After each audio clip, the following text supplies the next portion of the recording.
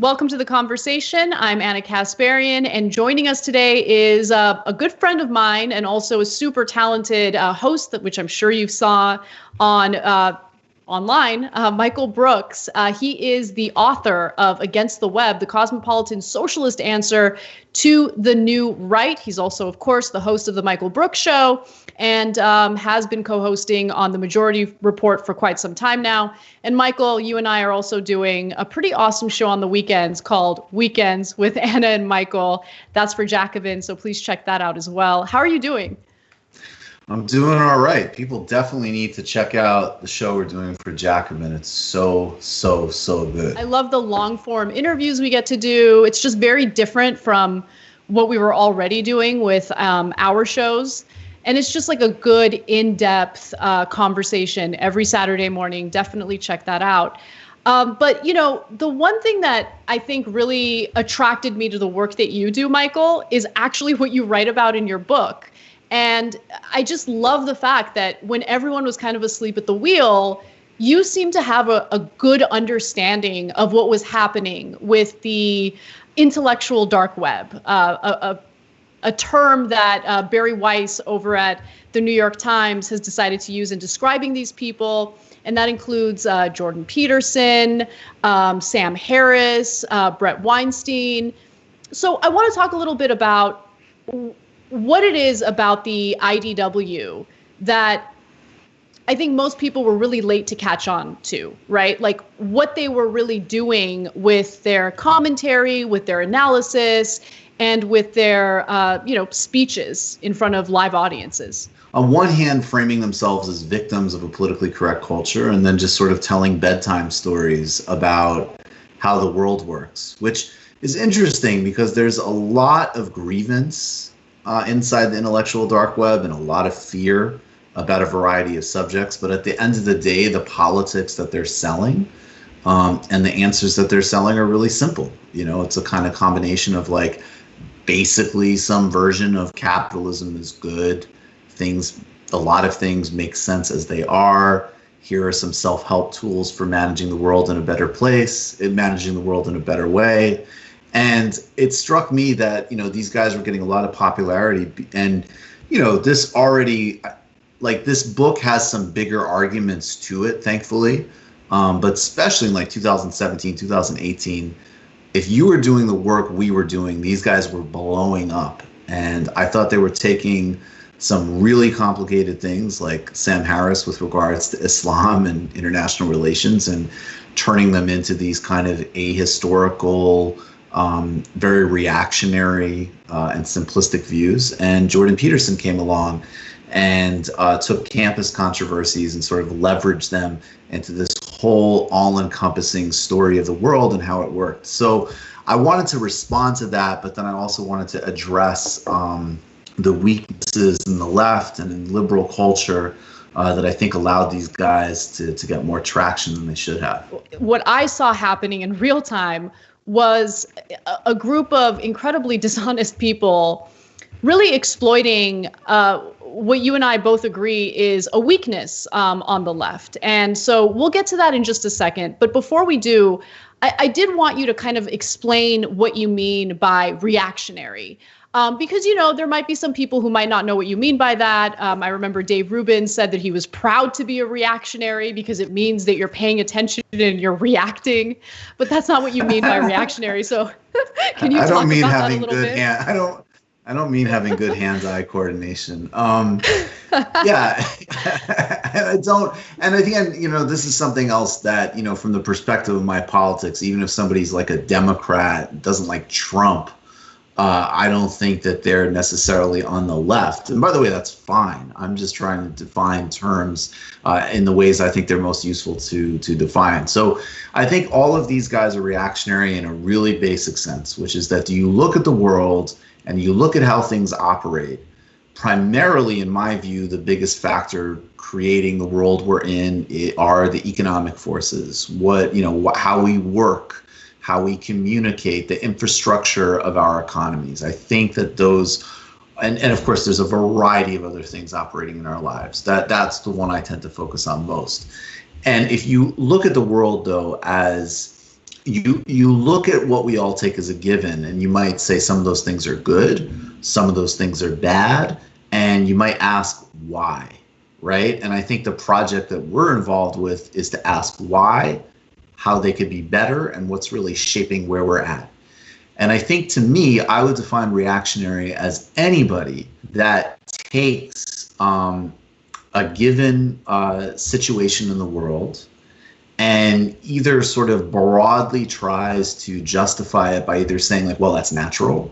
You can't really question the rules of, how we're operating the economy or how we're doing capitalism, because capitalism isn't like, it isn't political economy. It isn't a project with political and philosophical choices and trade-offs. It's like a natural science. It's like biological evolution, and it's even deeper than that. It's about our basic freedom and how we're designed as humans, right? Like literally to naturalize. Obviously, you see this, in plenty of conversations that people get into on the right around race or gender, as an example.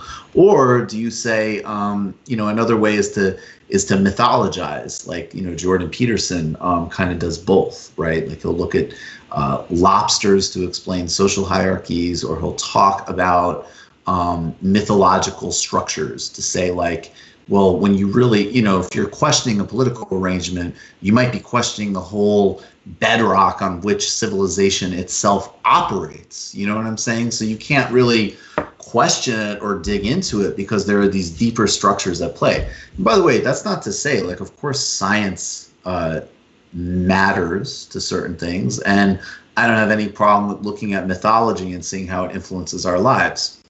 But primarily, I'm interested in how the forces that make up our day-to-day, not like what we're thinking about or what what lobsters do to assert dominance, but literally how we're working and how we're organizing ourselves and how that spills out into all of the problems we're dealing with. So I think a reactionary project starts with the idea that you don't really look at something and dig into it historically and contextually. You say it is as it is. And I think that that's a really, really important distinction. So I'll just say, like, again, like Sam Harris, he's probably some type of Democrat. I'm sure that he's not, a Trump supporter, but the way he talked about Islam, this completely ahistorical way, is reactionary. The way he approached the bell curve and that conversation, reactionary. They're not the typical dopey right-wingers, right? So I think for someone who pays close attention to what they're saying, and you have like a trained ear to catch what they're trying to imply through their rhetoric, you know what they're doing. But I think that for the vast majority of Americans who might hear one of them talking, they come across as incredibly educated, intelligent guys. They're able to latch on to their so-called political identity, although Jordan Peterson, even though he comes off as very conservative, refuses to identify as conservative, right? But Sam Harris, the rejection of Trump was certainly used as a way to say the types of things that he was saying about Islam. And he's very articulate. He sounded very smart when he would say the things he did. And people just trust that messenger. And because a lot of it is optics, a lot of it is, well, this person sounds like an expert. And that was such an incredibly dangerous part of what was going on, because you would hear them on, let's say, the Joe Rogan podcast. And, I think that Rogan, he doesn't have any bad intentions, but he would just listen to what they were saying, and he wouldn't challenge it because they sound intelligent. They sound like they know what they're talking about. They'll reference, scientific studies to bolster the arguments they're making. But later it was found that a lot of that science was misinterpreted. Probably wasn't an accident, but can you talk a little bit about that? Because I think that they pulled a fast one on so many well-intentioned people, including our media, which did a lot of positive coverage of the intellectual dark web. Yeah, I mean, there's so much in what you're saying. And I don't know, honestly, what their intentions are. I think there's a big variance in this group. And I'm obviously very much not fans of any of them. I don't know what each of their particular agendas are. And I think obviously someone like Ben Shapiro is just like a standard issue right-wing talker, and Sam Harris and Jordan Peterson had slightly more complicated brands. But I think what was happening was that, one, exactly what you're saying, which is just that optics and presentation matter a lot. Two, there's something very appealing for, and this applies to all of us, but when somebody who sounds very sophisticated and up on it basically just recapitulates conventional wisdom. And that was a very funny thing about like Sam Harris was, yes, there were some people who were maybe politically correct, or whatever you want to call, or people who knew what they were talking about, who, that was another move that you could make with Islam. There were some people that, and again, I think this was like a weakness that could be exploited, which is, okay, you can never, criticize any aspect of different religions or whatever, and I'll just sort of object to that morally. And Sam could like run circles around that and claim he was being brave by having these quote unquote important discussions. Then there was tons of other people who actually are serious scholars or do real work in the field, whether we're talking about the politics or the region or the religion, who'd say, this guy just does not know at all what he's talking about. And then Harris could conflate those two things, like, oh, that's all just the same. Like somebody who's explained to me, I don't know what I'm talking about, and somebody, that's all just political correctness. So like demanding I ground my thought experiments and my sort of beliefs in any type of analysis, that's all just being PC. And the way it loops back is that at the end of the day, even though he might have offended some people and he might have had some viral moments, the truth was, is a lot of Americans think about Islam in that way. A lot of people think it's this one indifferentiated mass. A lot of the things that Jordan Peterson said, by the way, some of the things are true, right? Like some of his self-help advice is great, makes total sense.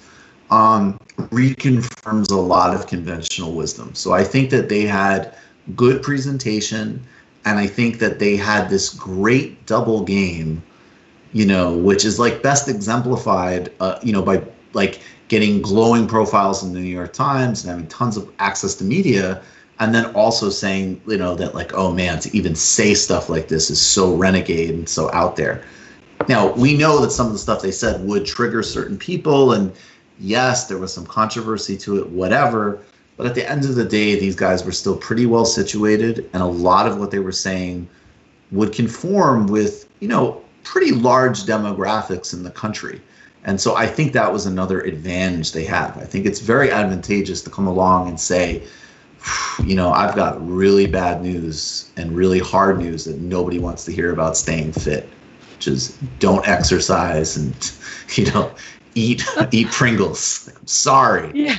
Nobody wants to hear this, but it's the truth, Yeah, that's what I really found jarring about Jordan Peterson, because I remember doing research for a video that I wanted to produce. And I wanted to kind of understand, like, what is it that people find appealing about this, not so appealing, pretty conservative professor who's like making himself out to be some sort of victim because he refuses to use the pronouns that people want to be identified with. And I realized that it's the fact that he would appeal to young men who quite honestly do feel like they've been left behind, do feel like they've been neglected by, efforts to create a more equal system for women, right? So if you look at statistics, loneliness is through the roof for males right now. The number of males graduating from college, for instance, has dropped considerably. And so people are feeling lost. They want some help. And then you have this Jordan Peterson figure coming out with his self-help books. And it's very appealing to have this authority figure tell you that they're trying to help you out. But then he would use, his political ideology and some of the, I guess, negative rhetoric toward various groups of people, the transgender community being one of them, to kind of like spread his conservative beliefs. And you're absolutely right. They were marketed as like super edgy and like, ooh, he's willing to say things that other people are too afraid to say. And it was terrifying to hear what he thought about women in the workplace, right? And how he essentially felt that women would wear lipstick specifically because they wanted to get laid by their coworkers. Like that kind of stuff like blew my mind. And there wasn't really much of an emphasis on how, for lack of a better word, problematic those thoughts were, but more importantly, how that part of his ideology wasn't anything new or edgy. It was something that had been repackaged and resold to the public as something new and edgy. Yeah, I mean, I think there's a lot of truth to that in terms of like stuff just getting repackaged and resold. But I also think that there was a lot of areas where this was exactly where he could find a market. Because like, as you say, there is a lot of problems for young men, as an example. And if they were tuning into kind of pop political culture, they had one person saying, I've got some self-help tools and some things that might be relevant for you. And then they had another culture just saying like, you're privileged, you're privileged, you're privileged, you're privileged. And they would be like, well, I guess, but not really. And in a lot of ways, they would be right. Like, especially when we filtered it economically, they absolutely weren't. And so, you know, the real answer is like, how do you actually respond to their needs and their wants in a way that, you know, connects, like, obviously from my view, with the broader economic trends that actually do generate those things like loneliness and joblessness and so on.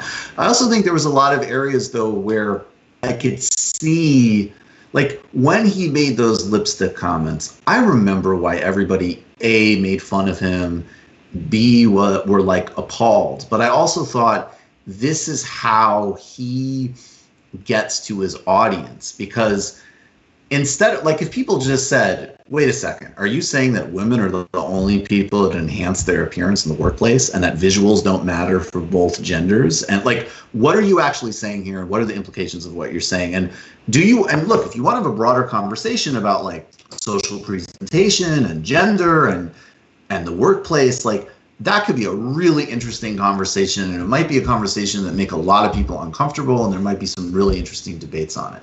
But obviously you're turning it in this very, you know, kind of comically sexist direction. But what people did is they just either laughed it off or denied the one really narrow part of what he was saying, which was obviously true, which was not like the sexual arousal part, you know, the parts that, again, it's very easy to do the impression and make fun of him. But I could see, like, when that happened, I was like, okay, this is the disconnect. Because this guy says something that we can all track where he's going that's like potentially really retrograde. But then there's this other part where he's just saying something that's a truism, and like the Vice News guy is laughing in his face, and we're all going to just kind of like dunk on him and miss this really obvious point that a bunch of people who are watching are going to say, like, they're both in good and bad ways. And one way they're going to say, why is he being made fun of? It is true that people enhance their appearance. And then they're also going to completely miss the bigger implications of what he's saying about the workplace, because we're not addressing it. We're just going to dunk it. And I think that was like actually very evocative of how he was able to, you know, cut a lane partially through our own failings, basically.